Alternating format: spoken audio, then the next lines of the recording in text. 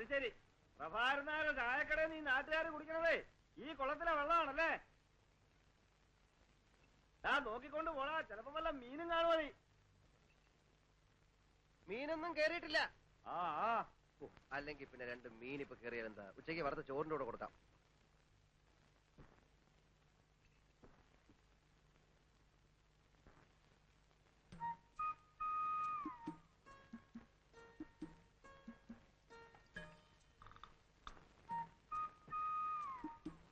പാല് വെള്ളം പോലെയാണല്ലോ. പാല് വെള്ളം പോലല്ല, അതിന്റെ കല്ല് പോലെ ഇരിക്കണം. അത് വേണ്ട, പക്ഷെ പാല് പാലായിരിക്കണം. ഇത് മുഴുവൻ വെള്ള കണ്ട. അതോ അത് പയ്യുന്നലെ കുറെ കൂടുതൽ വെള്ളം കുടിച്ചു. കൂടുതൽ വെള്ളം കുടിച്ചാ പാലിന്റെ കൊഴുപ്പ് കുറയും അല്ലേ? എന്റെ ശിവശങ്കര, പ്രഭാകരനാരുടെ അടുത്ത് വേണോ ഈ വിളവ്? ഏതായാലും ഇന്ന് ഞാനിത് തിരിച്ചു തരുന്നില്ല. നാളെയും പയ്യെ കൂടുതൽ വെള്ളം കുടിച്ചാ ആ പാല് നമുക്ക് വേണ്ട. അമ്മയോട് പറഞ്ഞേക്ക്. ഓരോ തെറ്റിദ്ധാരണകളെ ചേട്ടാ. ഞങ്ങളൊക്കെ കറക്കുന്ന മൊന്തയില് ഒരു തുള്ളി വെള്ളം കാണത്തില്ല. ഈ പാലില് വെള്ളം ചേർത്ത് വിട്ടിട്ടൊന്നും എനിക്ക് ജീവിക്കേണ്ട കാര്യമില്ല. എനിക്ക് ഒന്നാം തരം ജോലിയുള്ളതാ. ഗോവിന്ദൻ കൺട്രാക്ടിന്റെ അടുത്തുനിന്ന് നീ പോന്നു പറയുന്നത് കേട്ടു. പോന്നു. അതുകൊണ്ടെന്താ ഇപ്പോഴേ ഞാൻ ഒന്നാം തരം ഒരു മെഡിക്കൽ കമ്പനിയുടെ റെപ്രസെന്റേറ്റീവാ. അറിയോ? വാചോടിക്കാതെ പോ.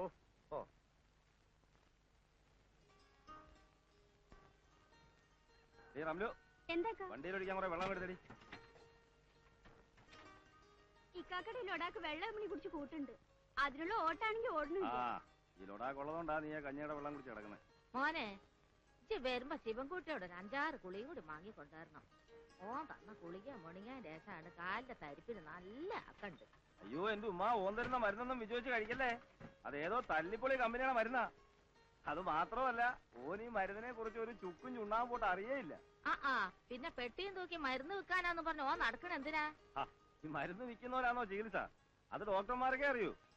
എന്നാലും അത് മുണിങ്ങാൻ രസം നല്ല ആക്കണ്ട്. മോന്റെ കാര്യം പറഞ്ഞ് നാക്കെടുത്തില്ല. നീ എന്താ ഇതുവഴി? ഒന്നും പറയണ്ട. ഞാൻ ആ ഇടവഴി ചാടിക്കടന്ന് ചുറ്റിക്കറങ്ങി ഓടി വരിക. കാലത്തെ ആ വെറിയമ്മേനോ കേറി വന്നു. ഞാൻ അയാൾ കാണാതെ അടുക്കള ഒഴുങ്ങി പോന്നു. അത് ശരി. ഇങ്ങനെ ഒളിച്ചു കളിച്ചിട്ട് എന്താ കാര്യം? പിന്നല്ലാതെ എത്ര അവധിയെന്ന് വെച്ചാ പറയാ. സാധാരണ അച്ഛന്മാര് മക്കൾക്ക് സമ്പാദിച്ചു കൊടുത്തിട്ടാ മരിക്കുക. പൂക്കാട്ടുശ്ശേരി പരമേശ്വരൻ നായര് 3 മക്കൾ കൂടെ സമ്പാദിച്ചു കൊടുത്തിരിക്കുന്ന നാട് മുഴുവൻ കടവാ.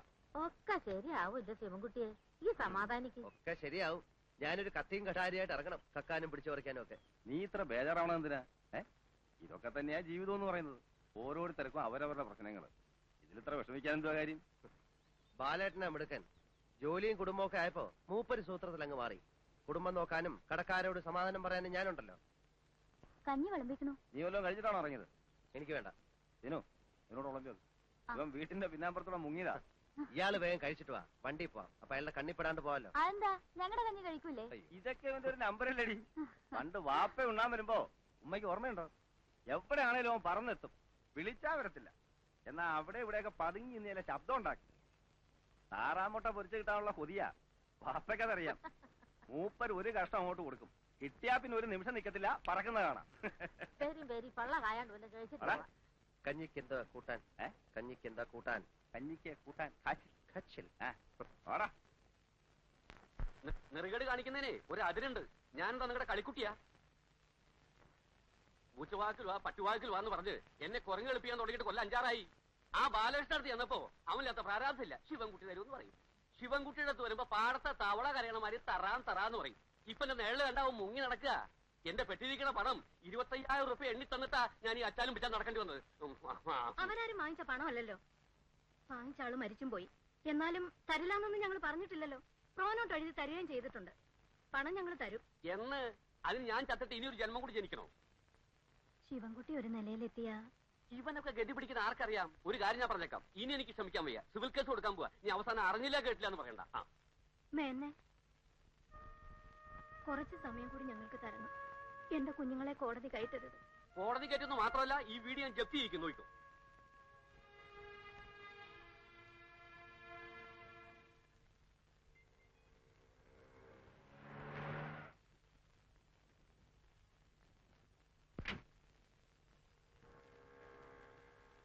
എത്ര രൂപയായി?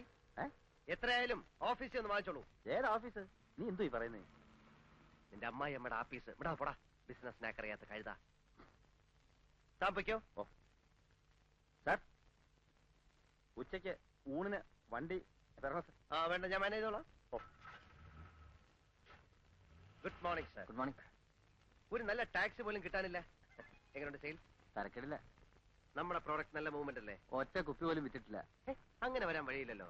ഈ എറണാകുളത്തൊക്കെ പ്രോട്ടോബി ഭയങ്കര സെയിൽ, കിട്ടാനില്ല. ഈ ഗർഭശുശ്രൂഷയ്ക്ക് പറ്റിയ ടോണിക്കാണ്. മിനറൽസ്, പ്രോട്ടീൻസ്, ഹോർമോൺസ്, വൈറ്റമിൻസ് എല്ലാം ഉണ്ടല്ലോ. വെറുതെ പുളു അടിക്കാതെ ആശാനെ, നെല്ലിക്ക വൈനിൽ ഏതാണ്ട് അരച്ചു കലക്കി ഉണ്ടാക്കുന്ന സാധനമല്ലേ. ഞാൻ അന്നേ പറഞ്ഞതാ ഇതൊന്നും ചെലവാവില്ലെന്ന്. പിന്നെ ചെലവാക്കാം, ഡോക്ടർമാർക്ക് നല്ല കമ്മീഷൻ കൊടുക്കണം. അത് കമ്പനിക്കാർ വിചാരിക്കാൻ നമ്മൾ എന്ത് അത് ചെയ്യാൻ? പറഞ്ഞ് സമ്മതിപ്പിക്കണം. പ്രോവി തേക്കാര് 500 ബോട്ടിലിന് വീതം കമ്മീഷനായിട്ട് ഓരോ വാഷിംഗ് മെഷീനാ കൊടുക്കുന്നത്. തന്നെ? ആ, അല്ലാതെ ഇത്രയും ചെറിയ കമ്പനികൾക്കൊന്നും നിലനിൽപ്പില്ല.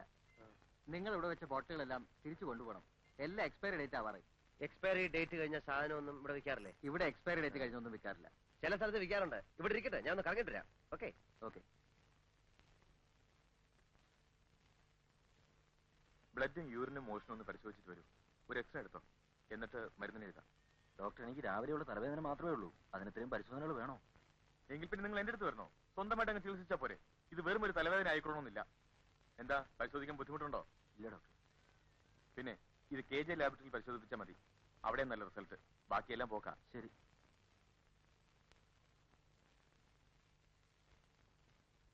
Good afternoon doctor. I am Shivashankar from proto pharmaceuticals. ഇരിക്കും. ഞാൻ മുമ്പൊരിക്കൽ ഡോക്ടറെ വന്ന് കണ്ടിരുന്നു. ഓ, ഞാൻ ഓർക്കുന്നില്ല. ഞങ്ങളുടെ പ്രോട്ടോ ബീറ്റ് ടോണിക് വളരെ എഫക്റ്റീവ് ആണ്. പക്ഷേ ഡോക്ടർ ഒന്നുപോലെ ഇതുവരെ എഴുതിയില്ല. ഇത്തരം ചെറിയ കമ്പനികൾ ഞാൻ എഴുതാറില്ല. ഞങ്ങളുടെ കണ്ടന്റ് എന്താണെന്ന് നോക്കണം ഡോക്ടർ. അതിന്റെ ആവശ്യമില്ല. ടോണിക്കുകളുടെ ബഹളമാണ് ഇവിടെ. പിന്നെ ഈ ടേബിൾ ഫാൻ കണ്ടോ? കണ്ടു.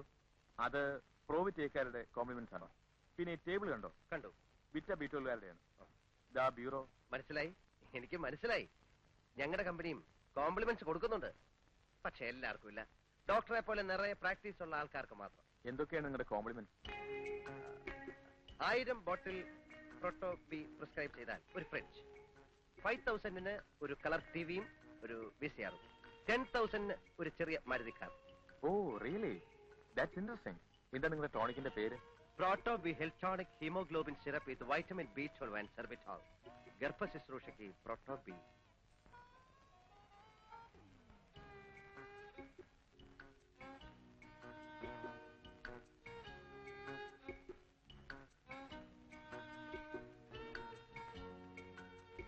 പ്രോട്ടോബി 4 ബോട്ടിൽസ്. അതേത് ഡോക്ടറെ? ഡോക്ടർ സുരേന്ദ്രന്റെ. ഇത് തീർന്നിരിക്കുക. ഒരു ബോട്ടിൽ പോലും ഇല്ലേ? ഇല്ല, കംപ്ലീറ്റ് തീർന്നു. ഇപ്പൊ തന്നെ എത്ര ചീട്ടാ വന്ന് മടങ്ങിപ്പോയെന്നറിയോ?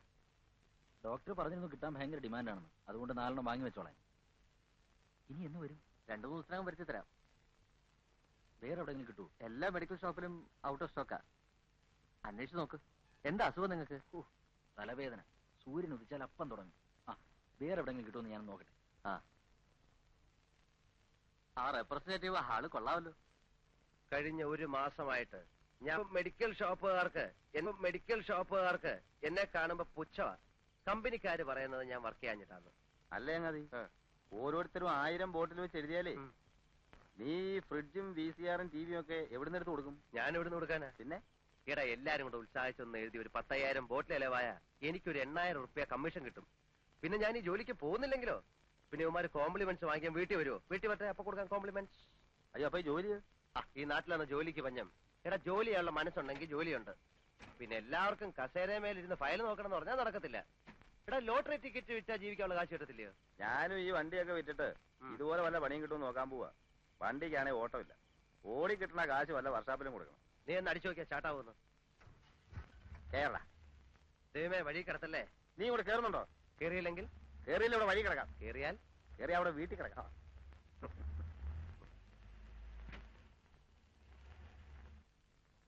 എന്റെ ഏട്ടാ, ഞാൻ പറഞ്ഞ കേക്കണ്ടേ? ഉച്ചയ്ക്കാണെങ്കിൽ കഴിച്ചു എന്ന് വരുത്തി. അയാള് വന്ന് വഴക്കുണ്ടാക്കണ ഇത് ആദ്യമൊന്നല്ലല്ലോ. എന്റെ കുട്ടി, ഇനി കോടതി കൂടെ കയറാനേ ബാക്കിയുള്ളൂ. അതും അയാൾ കേട്ടു. എന്റെ അമ്മയെ കോടതി എന്ന് പറയുന്ന തല വീഴുന്ന സ്ഥലമൊന്നുമല്ല. അയാൾ കൊണ്ട് കേസ് കൊടുക്കട്ടെ. പിന്നെ അയാളോട് സമാധാനം പറയണ്ടല്ലോ. അമ്മ ആഹാരം കഴിക്കും. എനിക്ക് വിശപ്പില്ല. ആദ്യം കേറിട്ടാ. പിന്നെ മണ്ണാൻ കേട്ടാ. ഇനി അമ്മ കഴിച്ചിട്ടാ ഞാൻ കഴിക്കുന്നുള്ളൂ. എന്റെ അമ്മ അയാൾ കേസ് കൊടുക്കത്തില്ല. ഞാൻ അയാളെ ചെന്ന് കണ്ട് സമാധാനമായിട്ട് സംസാരിച്ച് തീർത്തോളാം. വഴക്കൊന്നും ഉണ്ടാക്കരുത്. ഇല്ല, നയത്തില് അയാളെ പറഞ്ഞ് മനസ്സിലാക്കി സോപ്പിട്ടങ്ങ് കുളിപ്പിച്ച് കിടത്താം പോരെ? അമ്മ കഴിക്കാം. ചില സമയത്ത് അമ്മയുടെ സ്വഭാവം കൊച്ചു പിള്ളേരെക്കാട്ടിലും കഷ്ടമാണ്.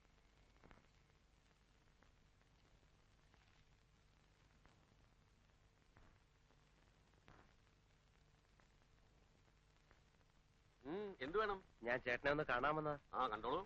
അതല്ല. ഏതല്ല? എടാ എന്റെ നിഴല് കണ്ടാ മുങ്ങി നടക്കണ നീ എന്നെ കാണാൻ വരെ. എന്താണാവോ ഉദ്ദേശം? ചേട്ടൻ വീട്ടിൽ വന്നു എന്നറിഞ്ഞു. അമ്മ ആകെ വിഷമിച്ചിരിക്കുക. ഞാൻ പറയുന്നത് ശരിയല്ലെന്നറിയാം. എന്നാലും കുറച്ചാളൂടെ ക്ഷമിക്കണം. മാസാമാസം ഞാൻ കൃത്യമായിട്ട് പലിശ തന്നോളാം.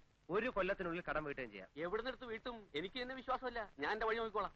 മേനോൻ ചേട്ടൻ എന്നെ എന്ത് വേണമെങ്കിലും ചെയ്തോ, എന്റെ അമ്മയെ വിഷമിപ്പിക്കരുത്. എടാ നിന്റെ അച്ഛൻ ചെയ്ത് ചതിക്ക് നിങ്ങളൊക്കെ അനുഭവിക്കണം. 3 മാസത്തെ അവധിയും പറഞ്ഞ് വാങ്ങിച്ചോണ്ട് പോയതാ. ഇപ്പൊ കൊല്ലത്രയായി. മുതലുമില്ല പലിശയില്ല.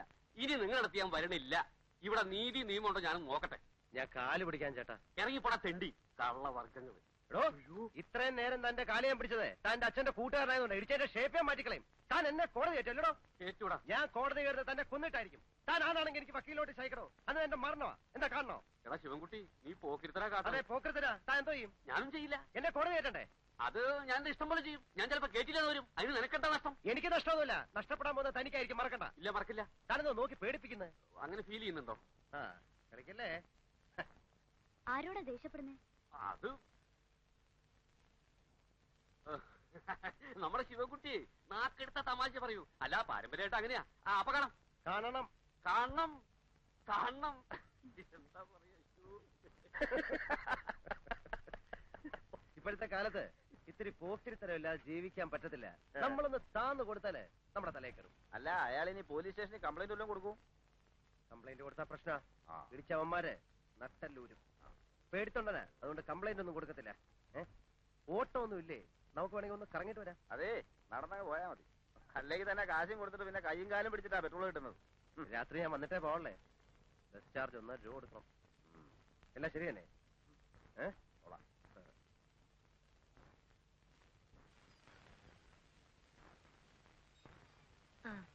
ശിവൻകുട്ടി വന്നു. ഏട്ടനപ്പോ വന്നു. പഞ്ചസാര വാങ്ങിച്ചോടാ. പഞ്ചസാരയും അരിയും മുളകും ഒക്കെ ഉണ്ട്. ഞാൻ വിചാരിച്ചു മറക്കുന്നു. നാളെ രാവിലെ ബാലന് കാപ്പി കൊടുക്കണത് എങ്ങനെയാണെന്ന് വിചാരിച്ചു വിഷമിച്ചിരിക്കായിരുന്നു. ഏട്ടത്തെയും മോളൊക്കെ സുഖമായിരിക്കുന്നില്ലേ?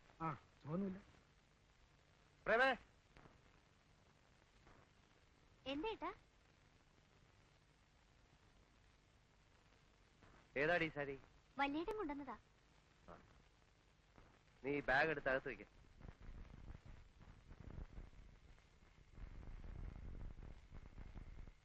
പെണ്ണ് സാരി ഉടുത്ത് കാണുമ്പോ പേടിയാവുക. അതെന്താ? ഏട്ടാ ശ്രദ്ധിച്ചില്ലേ? അവള് വലിയ പെണ്ണായി. ഒരുത്തനെ കിട്ടണമെങ്കിൽ കാശ് എത്ര കൊടുക്കണമെന്നാ? അതിനെന്താ ഇപ്പൊ നല്ല വരവല്ലേ? വരവോ? ഏട്ടനോട് ആര് പറഞ്ഞു? ഈ വേഷവും പത്രാസും കണ്ടിട്ടാണോ? ഈ വേഷം മാത്രമേ ഉള്ളൂ. കഞ്ഞി കുടിക്കാനുള്ള വക ഞാൻ ഉണ്ടാക്കും. അത്രേ ഉള്ളൂ. എടാ മൂത്തോര് പറഞ്ഞാൽ കുറച്ചൊക്കെ അനുസരിക്കണം. നല്ലൊരു സ്ഥലത്ത് കൊണ്ട് ഞാൻ നിർത്തിയതല്ലേ. ആരെ കൊണ്ടൊക്കെ പറയിപ്പിച്ചിട്ടാ ഗോവിന്ദൻ കോൺട്രാക്ടർ സമ്മതിച്ചെന്നറിയോ? മാസം 1800 രൂപ ശമ്പളം. ഒന്ന് കണ്ണടച്ചാ കാശ് വേറെ. അതിട്ടിട്ട് പോയി. സിവിൽ എഞ്ചിനീയറിംഗ് ഡിപ്ലോമ ഹോൾഡർ മരുന്ന് സഞ്ചി തൂക്കി പിടിച്ച് നടക്കുക. അതാകുമ്പോ ഇങ്ങനെ വേഷം കെട്ടി നടക്കാൻ പറ്റില്ലല്ലോ അല്ലേ? അതെ, അതൊരാശാനേട്ടാ നല്ല വേഷം ധരിച്ചടക്കാൻ. പഠിക്കുന്ന കാലത്ത് 2 മുണ്ടും 2 ഷർട്ടും ഇട്ടാ ഞാൻ 1 കൊല്ലം കഴിച്ചിട്ടുള്ളത്. നടന്നോ? ആര് പറഞ്ഞു വേണ്ടെന്ന്? പക്ഷെ അമ്മയും പെങ്ങളെയും പട്ടിണിക്കിടരുത്. എനിക്കതേ പറയാനുള്ളൂ. അമ്മയും പെങ്ങളും എന്റെ മാത്രമല്ലല്ലോ. ആവുന്ന കാലത്ത് ഞാൻ സുന്ദരമായിട്ട് നോക്കിയിട്ടുള്ളതാ.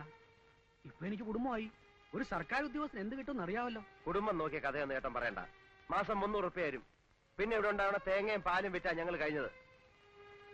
ഏട്ടനെ ഞാൻ കുറ്റം പറഞ്ഞതൊന്നുമല്ല. എന്താടാ ഏട്ടനോട് പറയണേ?